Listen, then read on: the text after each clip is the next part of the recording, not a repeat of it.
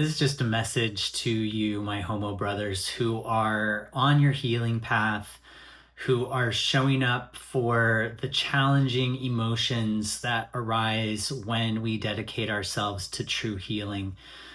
Those dark moments of feeling grief and frustration and anger, maybe even feeling like you're losing your mind a little bit, because you are. When we're in the deepest parts of healing, it can look like the opposite of healing.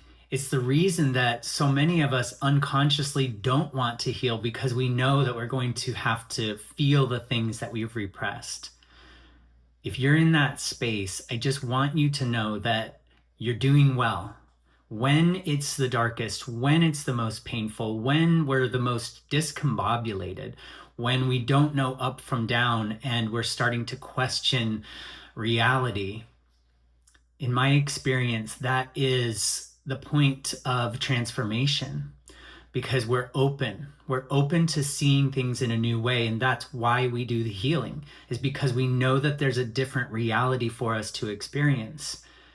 It's often mixed with a spiritual awakening. When we go into deep healing, there's so much that we have to surrender to, that we open ourselves up to a deeper understanding of who we are as spiritual beings.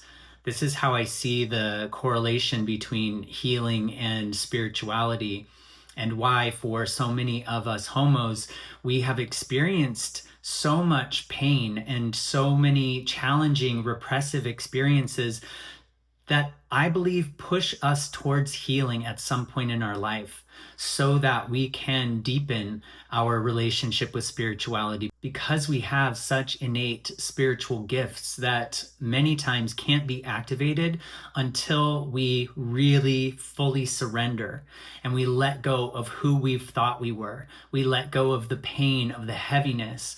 And when we do that, we open ourselves up to really be shown who and what we are. This can feel very lonely at times as well, because we're maybe pulling away from friend groups that we had because we can't relate, and who we were is not who we are now. If this is your experience, please keep going. This is your reminder that you're doing well.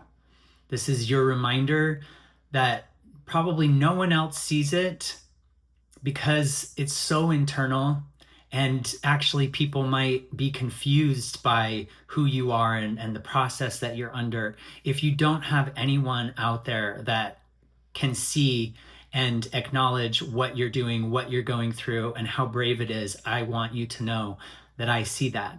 I know that journey. I know that process. And it is not a quick fix.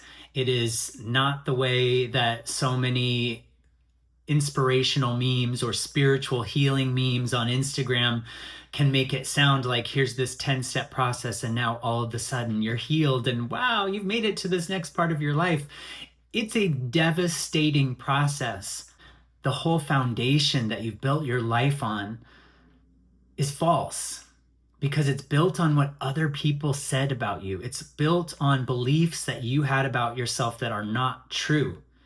And so all of that has to come down for you to build a solid foundation of truth and to live a life that feels in harmony, in peace, internally, no matter what's happening outside, that you don't need anything from the outside world to feel self-love, to feel worth and value and peace. That's where you're headed, and it is possible.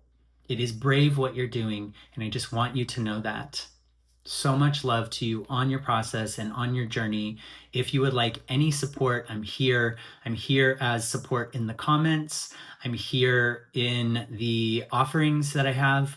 Those are in the description. One is a free resource. It's a self-love workshop and breathwork journey. There's also a 21-day self-love reprogramming that I tried to price in a really accessible way, so that you do have resources and you do have things that can help you contextualize your journey. So much love. Until tomorrow.